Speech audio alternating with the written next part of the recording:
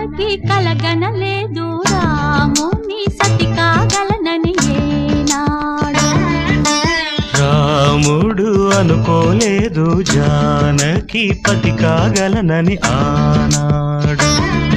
ఆనాడు ఎవరు అనుకోనిది ఈనాడు మనకు నిజమైనది. ఆ రామాయణం మన జీవన పారాయణం. రాముడు అనుకోలేదు జానకి పతి కాగలనని ఆనాడు.